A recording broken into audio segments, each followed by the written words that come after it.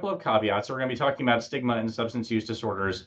The main caveat is that this is through my particular lens as someone who provides medical care to folks with substance use disorders. So um, this may not be applicable, and it's going to be through my own biases and the lenses of things that I think are interesting or important. But I'm happy to have the broader discussion as after we finish up. We can do the next slide, please. So the things that we're going to hopefully get done for the talk today, and since we have no case, I can bloviate and talk a little bit more, is we'll talk about the prevalence and impact of substance use disorder. It's something that we're all aware of, but it is not surprisingly highly prevalent. But I'd like to give you some numbers just to give you a sense of how prevalent it is. We're going to spend a lot of time talking about the role of language and how it can perpetuate stigma and discrimination. And one of the things that I think about a lot, and we'll return back to at some point during this talk, is I also have to acknowledge that the language of people in recovery is different from the people who either employ or take care of persons in recovery. So there are some differences in terms of sort of who can say what and how that language is used, and not who can say, but sort of the implications and the perpetuation of stigma with that language used. We'll also talk concretely about the impact of stigma on outcomes. How can stigmatizing language and stigmatizing behavior actually impact those who are being stigmatized?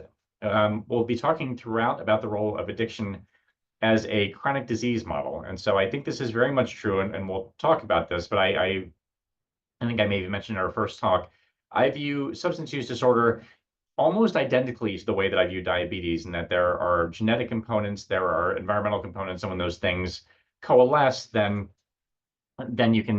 disease can arise. And so I think that's a model that is consistent for things like emphysema and diabetes, but then also opioid use disorder, alcohol use disorder, so forth and so on. And then we'll talk about what that means for treatment of addiction as a chronic disease and how that contrasts with other chronic illnesses. Next slide, please. So in terms of prevalence, this is older data, actually. This is from 2014. Probably those numbers have actually gotten higher. I think during COVID, we saw actually a spike in use disorders, and I don't know that it's actually gotten all that much better, even though overdoses have gone down somewhat. But nearly 1 in 12 adults had substance use disorder in the past year at the time of these data, and that would equate to about 20 million adults with substance use disorder. And the past month, 1 in 10 adults have used illicit or illegal drugs, which is in the neighborhood of 20 million again. And in the past month, about a quarter of US adults engaged in binge drinking, an extraordinary number, so close to 60 million. And it's something I think about a lot, is alcohol use disorder. And a statistic that I think is fascinating is that about 1 in 3 adults has met criteria for alcohol use disorder at some point in their lifetime. So an extraordinarily prevalent disease, meaning there's just a lot of it out there. I think it's interesting that alcohol is separated out from other substances. And I think that's a complicated and thorny thing to untangle, and has to do with legality and social issues. But I'm not, from a disease standpoint, I'm not necessarily sure that it should be treated all that differently, but we can talk about it. Next slide, please. So why should we care about substance use disorder and stigma around it and people not seeking care? Fairly self-evident, but just to give you some concrete numbers, we should care because it's killing people. Not to put too fine a point on it. And more important, well, not more importantly, but more precisely, is killing people in the United States. And so what we're looking at, and I apologize in advance for my love of data and graphs, but on the left-hand side, what we're looking at is midlife mortality. So deaths in people in the 40s and 50s and 60s. That number should be going down over time. As we get better at dealing with chronic diseases, people should not be dying in middle age from chronic diseases. Like that should be reserved for people who are very old or people who die from other things when they are young. But middle age should be your time to just live your life and be a productive member of society. And instead, what we are seeing is an increase in the number of non-Hispanic whites in the United States that are dying. And that increase in mortality is driven largely by poisonings, meaning overdoses, as well as suicide from the epidemic of mental health disease, and then also chronic liver disease, which in many cases is secondary to alcohol use, or at least compounded by alcohol use. And as we have these self-reported declines in mental health, people are becoming more depressed. We're seeing more suicidality. We're seeing increases in chronic pain. So we're seeing higher use of opioids. And we're seeing a reversal of mortality trends that was similar to what we saw during the AIDS epidemic, meaning for a long stretch, people in their middle years were living longer and not dying as much. And now we're sort of seeing that reverse. And that hasn't happened since the AIDS pandemic or epidemic in the mid-'80s. Next slide, please. So for opioid use disorder specifically, which is our reason for gathering today and sort of the main emphasis of the talks, has been deadly, especially, and has gotten a lot of appropriate attention. So in 2019 alone, 1.6 million people aged 12 or older reported opioid use in the past 12 months. So again, fairly large numbers. And in 2020, right prior to sort of COVID stealing headlines, we're seeing 93,000 opioid-related deaths. And that was an annual increase of 30% over 2019. So a third more people had opioid poisoning overdose in 2020.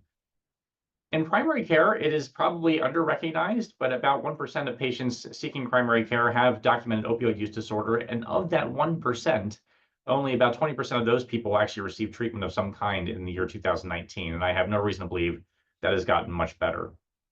And it's not to say that these people are not engaged with the healthcare system. About 80% of people with newly diagnosed opioid use disorder had visited their PCP in the past year, and their PCPs may have even tacitly contributed in some way based on sort of prescribing patterns and that kind of thing. It's funny because 80% of docs feel comfortable identifying opioid use disorder. They feel it's almost like pornography. They know it when they see it, but only 37% about said that they were comfortable treating it. So a lot of them were able to identify the issue they thought, but they did not really know what to do with it.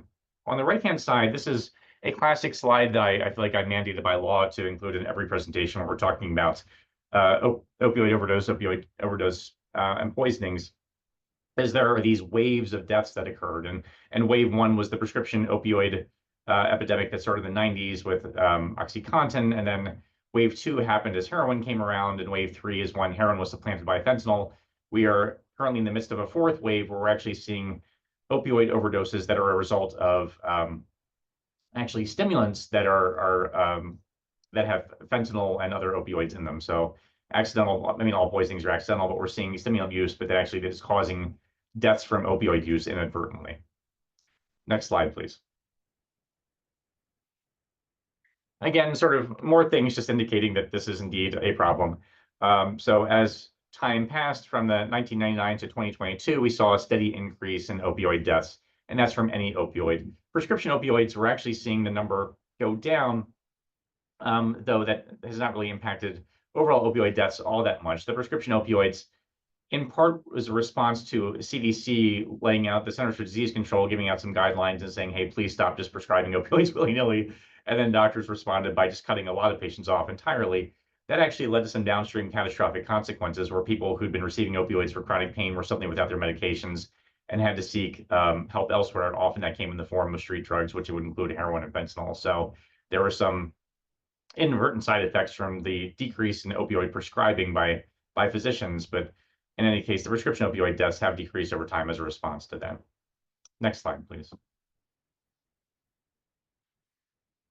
And yes, deaths are important, and yes, those are dramatic numbers and sobering numbers and numbers that should alarm us. But the other thing that is probably underappreciated is with opioid use disorder specifically, there's a lot of morbidity. So when we in medicine and public health, we talk about morbidity and mortality meaning deaths from things, and morbidity just meaning the illness that occurs along with those things that are not necessarily lethal, but do impact your quality of life and ability to work and finances and so forth and so on. So infection is a important cause of morbidity in patients with injection drug use specifically. So you'll notice that about 60% of patients that have hepatitis C obtain it from injection drug use.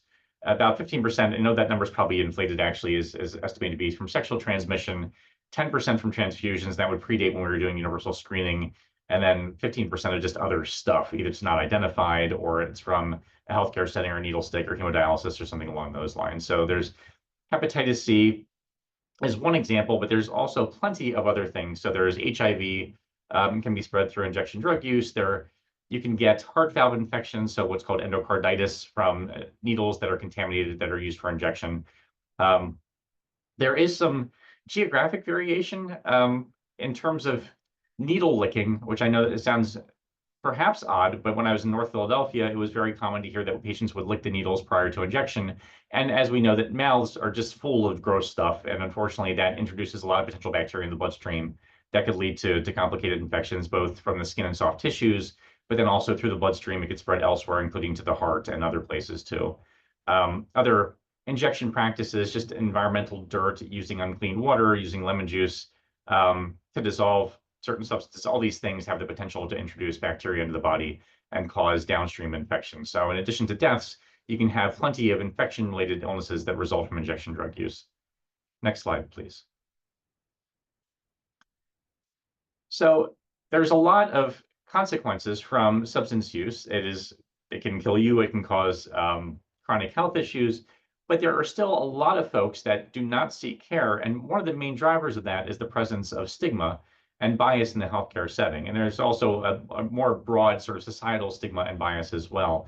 And when I say stigma, we're talking about negative stereotypes around certain behaviors, and that those are not necessarily true characteristics, but they are stereotypes that exist and persist. And then discrimination specifically is the behavior that results in that negative stereotype. So the actions that are taken as a result of stigma that impact the person that is being stigmatized. Next slide, please. So when you think about the language that is used for patients with the disease that is substance use disorder, you'll frequently hear people say, well, this person has drug abuse or they are a drug abuser. Misuse is frequently used when they're talking about urine drug testing. Will say this test was clean or their urine was dirty, meaning it was positive for certain substances, or this isn't a drug abuser or an alcohol abuser. And these are terms that actually have connotations, make people feel emotionally a certain way that can then have them act out in a way that impacts and stigmatizes. So this is just if we're thinking about use disorder as a chronic illness and words that are frequently used even in the healthcare setting, contrast that with the next slide, which is language used for people with other chronic illnesses. So if someone is afflicted with this rare autoimmune disease, or this person is a fighter and they're fighting cancer, or they suffer from diabetes, or they are a survivor. A survivor is frequently used in terms of malignancy specifically.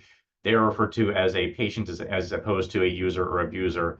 So again, if you compare and contrast addiction and use disorders with other chronic illnesses, the language that we use to describe the folks that are living with that disease can be markedly different, and that can keep those people from seeking care.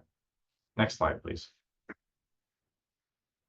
I mentioned this all the way back at the beginning of this talk, but I'm going to bring it up again because I love this study so very much. And again, my apologies for my love of graphs, but I can't help myself. But there was this study done by this guy named Kelly, who's done a lot of important work in the addiction medicine space, particularly with stigma and the language around it. And what he did is he went to a conference of people who take care of folks who have use disorders. And so these are people who had their doctorates and people who are in social work and physicians and people who are familiar with addiction medicine. And he split those people in half, and he presented half of them with one scenario and half with a different scenario. And the facts of the scenario were identical, but the language used to describe it was different. So in scenario one, they talk about Mr. Jones. Mr. Jones is a man with alcohol abuse. He is presenting to court because he had a dirty urine, and he's about to talk to the judge, but because his urine is dirty, because he has alcohol abuse, what do you think should happen with Mr. Jones? And then the second scenario is Mr. Jones is a gentleman with alcohol use disorder. His alcohol had tested positive for alcohol. He's before the judge to talk about his case, and what do you think should be done with this person? And really the main differences were using things like a positive urine as opposed to a dirty urine, or saying this is a person with use disorder as opposed to abuse. And the people who read the case with the word abuse in it and dirty urine were more likely to think that this theoretical person was deserving of punishment. They thought this person was more to blame for his own circumstances. They thought he was less deserving of treatment, and that he had less self-control. And if the person who had use disorder, who had a urine that was positive, this was a person who was more deserving of treatment, less deserving of punishment, was less seen as a social threat, and had more capacity for self-regulation. And the facts of the case were exactly the same. It was just the language to describe it. And the takeaway point here is that the way that we talk about people shapes the way that we treat them. And so just the language alone can actually evoke certain responses. The word abuse is much more likely to evoke this thought that you deserve to punish someone than use disorder. And the word abuse in itself, even in isolation, kind of evokes a specific emotional response. If you just say a series of words to someone and sort of gauge how they feel emotionally about that, abuse falls somewhere between HIV and asphyxiation. So it just, hearing the word kind of gives you this visceral emotional response that then impacts the way that you might treat someone. So this is why I get very womped up about using things like use disorder as opposed to substance abuse or abuser or those kinds of things. There's also this concept of patient-first language, meaning that this is a person with use disorder. This is not an IV drug user.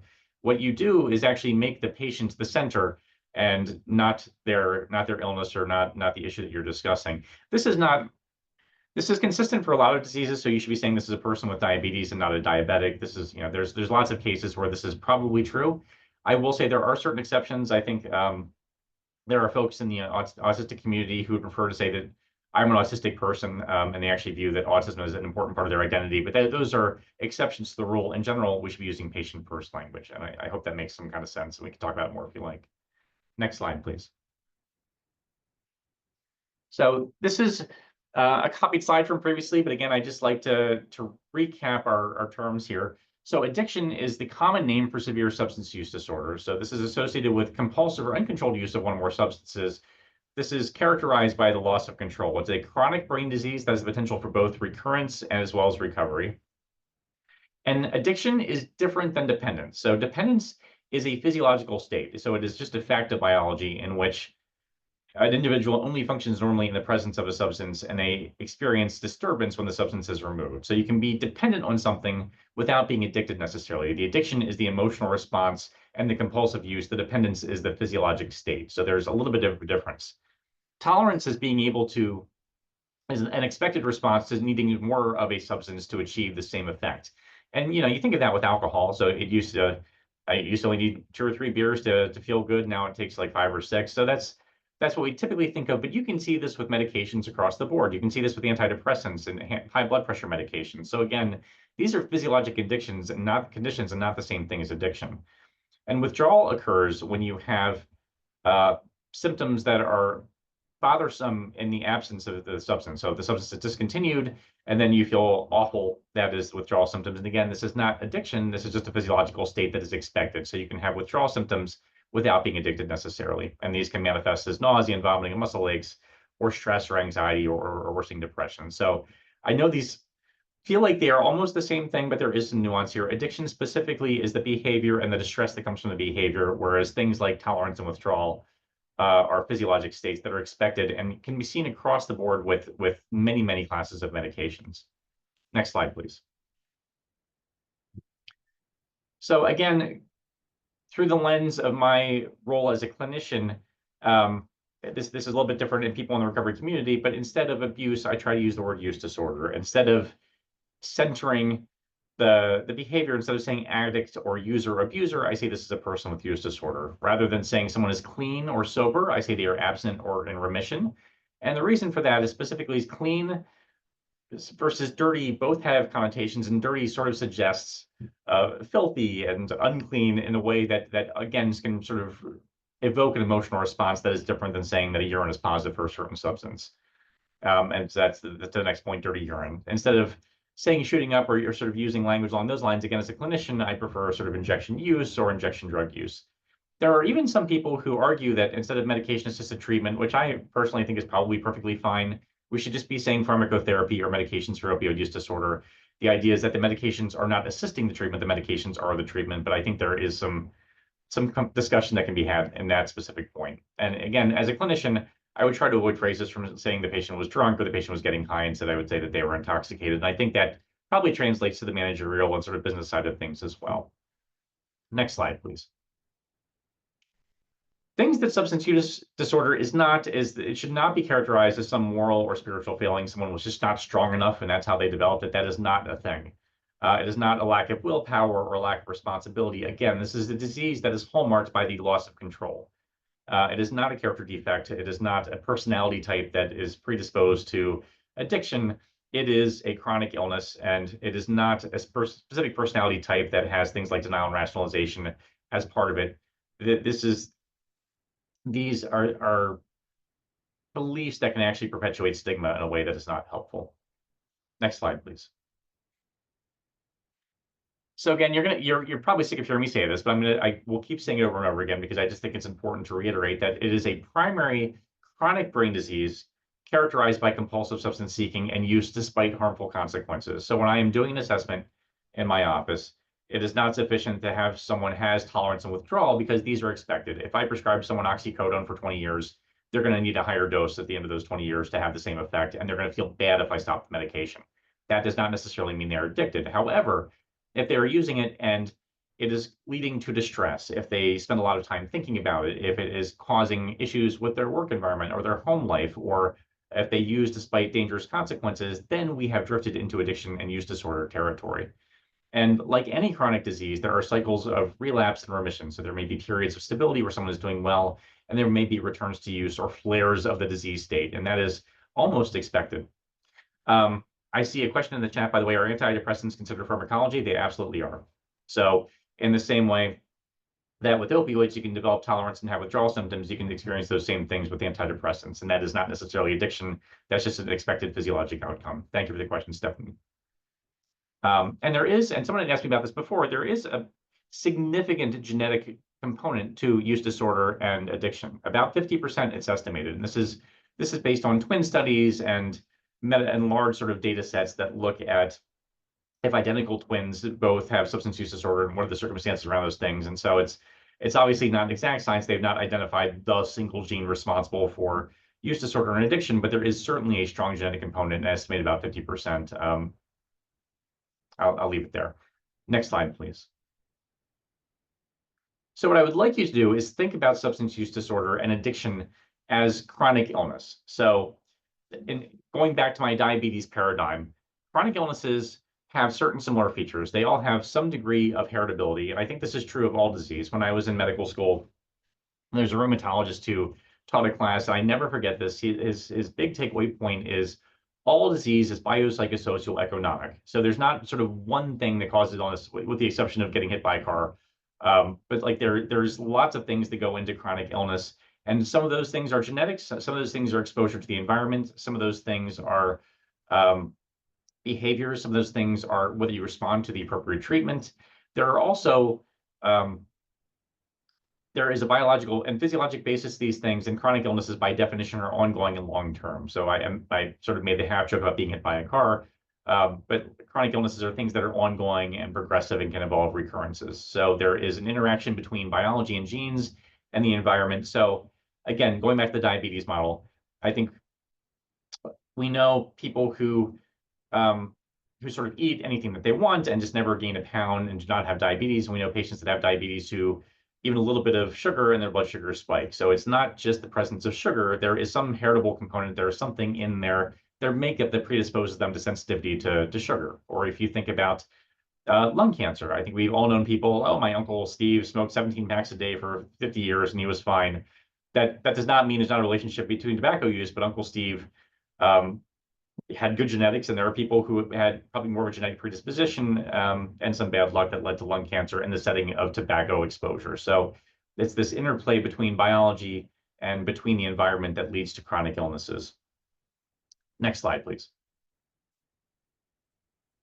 And again, following this chronic disease model, the treatment of use disorders is good. Like, we have good outcomes when treated appropriately and comparable to other chronic diseases. So you see similar rates of flares of the diseases that you do with use disorders. So patients with type 1 diabetes have this relapse. I'm not entirely sure what relapse means, but whether that is, it manifests as sort of very high blood sugars, substance use disorder, about 50% return to use, and hypertension. About 50% of patients will have spikes in their blood pressure. Asthma flares are very, very common. So again, with all chronic diseases, you have periods of stability and then periods of flares, and use disorders and addiction is not different. But like all chronic illnesses, keeping someone engaged in the healthcare system and keeping them on their medications and making sure that you're monitoring the disease is really important. Next slide, please. So again, this is not a spiritual or moral failing. This is biology. So on the left-hand side here, we're looking at two different pictures. One is showing a heart that has basically what you're looking at, the thing that is sort of lit up there, that upside down U, shows good metabolic uptake, meaning there's good circulation, that's biologically active tissue. On the heart on the right-hand side of that left panel is a diseased heart. So thank you, Melissa. I was sort of moving the pointer there. So those red areas are healthy tissue, but you see a lot of that horseshoe that is no longer biologically active, and that is a diseased heart. Similarly, on the right-hand side, we're seeing, this is a different type of study. I think this is what's called a DAT scan, that's looking at sort of dopamine levels. There is a healthy brain, and there's a brain of someone who has, I believe, methamphetamine use disorder. And so what we're looking at is a brain that is physiologically different. It is different by imaging. We can actually measure and quantify someone the changes in someone's brain from substance use. So this is not a moral failing. This is changes in the brain itself. Next slide, please. And similarly, if you treat that person, you can have recovery. So again, this is methamphetamine use. This was a different study that was done in 2001, so an older study. So on the left-hand side, you're seeing the brain of a healthy person. In the middle is a brain of someone who has been abstinent from meth. They had chronic methamphetamine use, but were abstinent for a month. And you do see some improvements. And then on the right is someone who's been abstinent for almost over a year. And you see that their brain, in terms of the metabolic activity and the levels of dopamine, are actually back to almost the baseline levels of someone who has not had chronic methamphetamine use. So the point being is that there is potential for biological recovery here, like with many chronic illnesses. Next slide. So what is the treatment? So as we talked about in earlier talks, treatment is typically multimodal, meaning there's multiple prongs and what treatment should look like. There is pharmacotherapy, which we know works for alcohol use disorder. It is wildly undertreated. We have good medications. Those medications include things like naltrexone, a medication called acamprosate. Just as an aside, I know this is not the alcohol use disorder talk, but since I do have time to blather on, when you talk about medications for alcohol use disorder, almost invariably patients are like, oh, so the one that makes you sick? And no, so that one is disulfiram. Almost very rarely is that a medication that's prescribed, but I think a lot of people are aware of this medication that is used almost punitively. So if someone drinks, they feel sick, they throw up in the same way they have a hangover. That's the one medication that everyone's aware of. We have two much better medications that are available, can be prescribed in primary care offices, that are much more effective, that do not make you sick and decrease cravings. But it's underprescribed and underused, and I think a lot of that has to do with the stigma around alcohol use disorder and the way that we view alcohol as a society. But anyway, the point being is we have good effective medications for alcohol use disorder. For opioid use disorder, as we've talked about in prior talks, we have things like methadone, we have buprenorphine, we have naltrexone. Methadone and buprenorphine are really the standards of care, and buprenorphine has really revolutionized the way that we've taken care of opioid use disorder. And I'm here to say, as someone who prescribes these medications, life-changing in a way that is immediate and remarkable. Tobacco use disorder, we have varenicline, the trade name is Chantix, bupropion, which used to be known as Zyban. These are medications that are very effective and, again, probably underutilized. And then we also have things like nicotine patches and nicotine gum, that kind of stuff. Even cocaine use disorder does have some medications that can be used. These are not FDA-approved medications. Their efficacy is not as effective as some of the other psychosocial treatments, but they do exist. Other effective treatments for use disorders, there is the psychosocial or behavioral support. So there is outpatient care, things like intensive outpatient or partial hospitalization.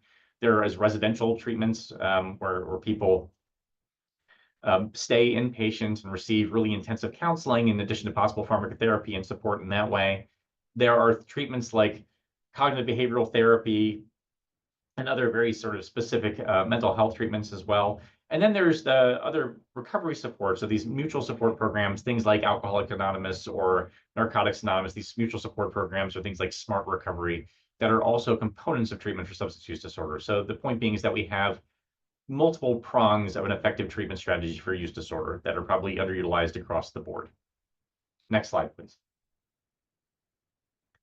The other thing to bear in mind is, like with all chronic illnesses, there is no cure. So going back to my diabetes paradigm one more time, a question that comes up even when I'm talking to trainees is, if you have someone whose lab test shows that they have diabetes, and then you treat them really well, and the patients are very engaged, and they luckily have good genetic makeup, and they eat an appropriate diet, and they take their medication, they lose their weight, and their labs no longer reflect a diabetes state or a state that is susceptible to sugars, does that mean they are cured of diabetes? I don't think so, because I think the diabetes declared itself as being part of their genetic makeup, and they may still have a flare. In the same way, I don't think that addiction and use disorder has a cure. It just has very effective treatments. And so as a result, those treatments will often be ongoing and lifelong, and there may be flares in terms of the disease state, as we talked about before.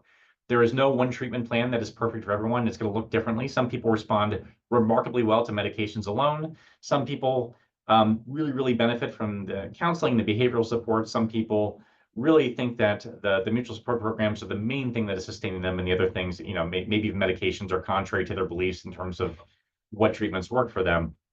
But the treatments are going to be individual and are varied, and we have different treatment options. Next slide, please.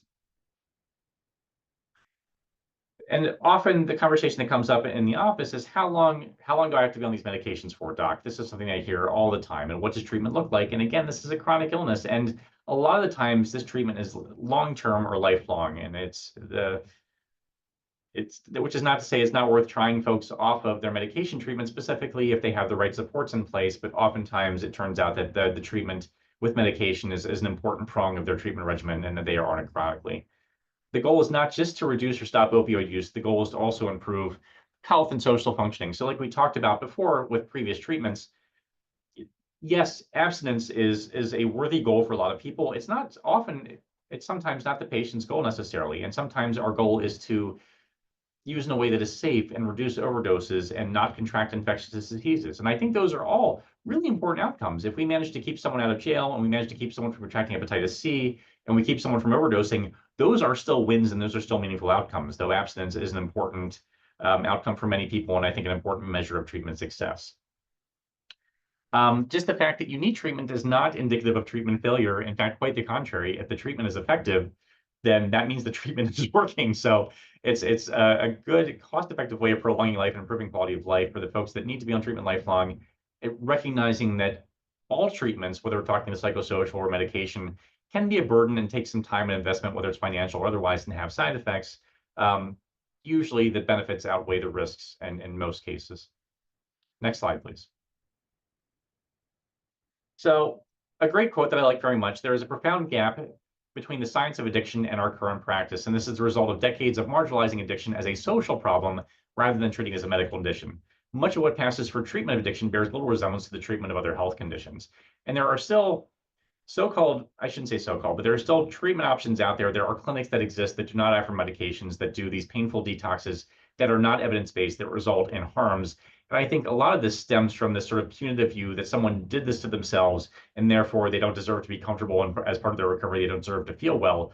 The illness and the discomfort and the pain that they are going through is sort of deserved and earned as sort of the view of addiction sometimes, which is obviously grotesque and unfair. But I think that's one of the reasons why the treatment can look barbaric in some circumstances, because there is this sort of subconscious and sometimes overt view that patients deserve to suffer as a result of their use, which is obviously a barbaric way to think. Next slide, please.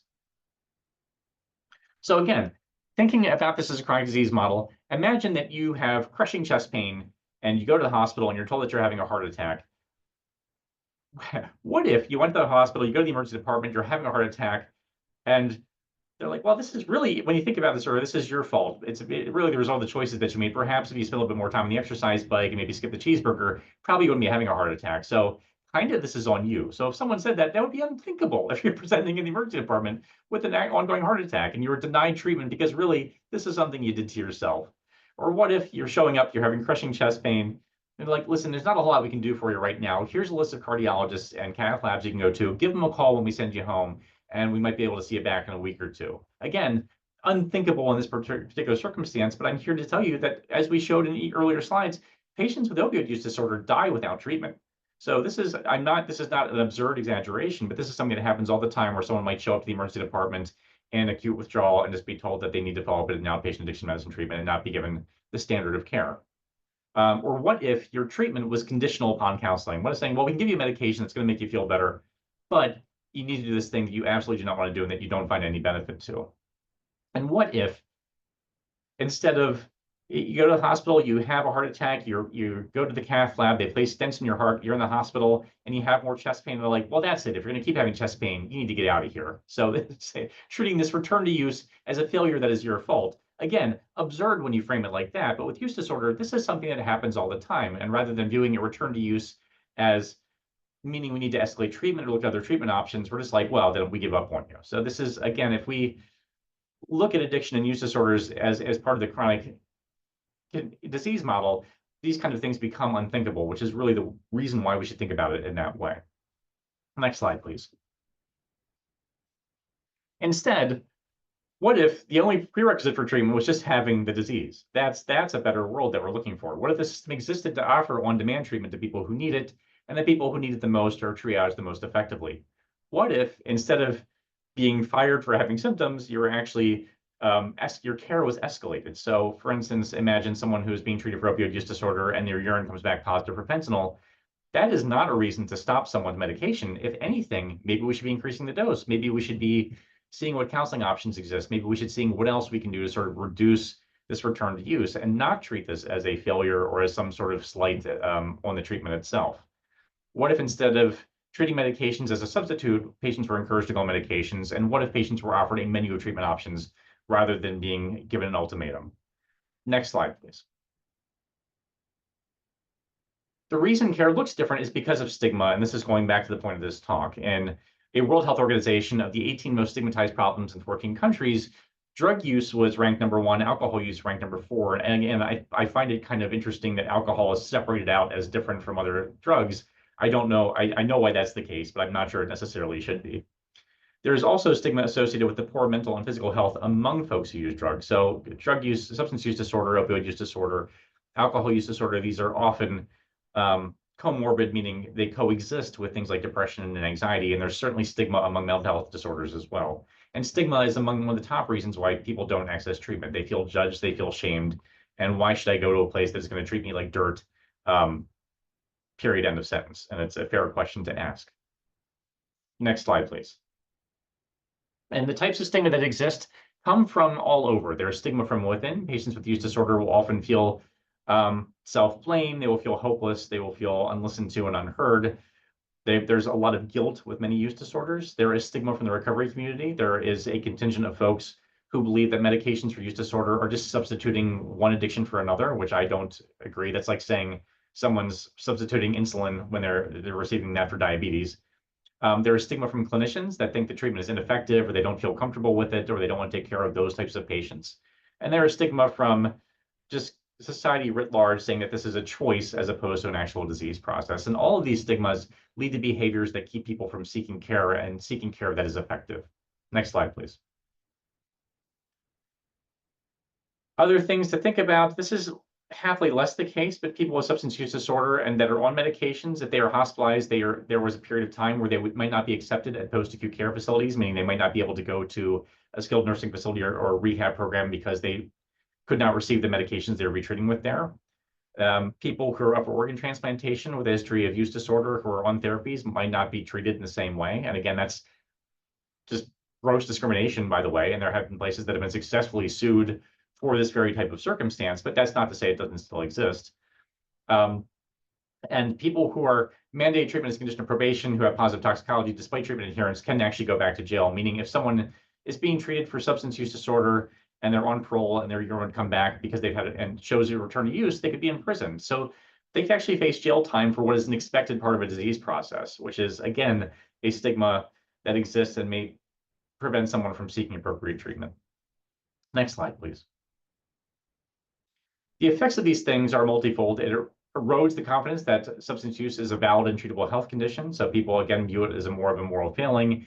It can lead to issues with obtaining jobs, as we talked about throughout these talks. It can get in the way of housing and relationships. It can keep the public from wanting to pay for treatment. I think I'm going to end up like running us down to the wire. I'm sorry. But, but if you think about the supervised injection site conversation that was happening in Philadelphia. So there are these places that exist in Europe where patients can go and inject substances. They can inject opioids in a supervised setting. They have access to clean needles. They have access to healthcare professionals, and those sites can actually relay people into treatment if that is something they are interested in. Those sites save lives. They reduce overdoses. They increase engagement with care. But because of the stigma around use disorder, they have been incredibly hard to actually get going in the United States. There was one that almost happened in Philadelphia that got shut down because the neighborhood just did not want, quote, those types of people around. So there is that type of stigma that prevents people from getting care that would actually save lives.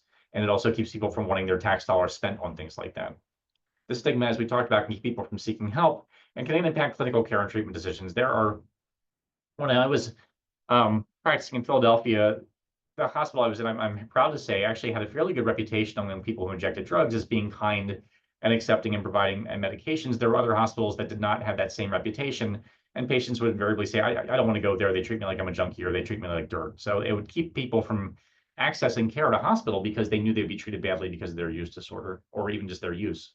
Next slide, please. Did we skip one, Melissa? Thank you.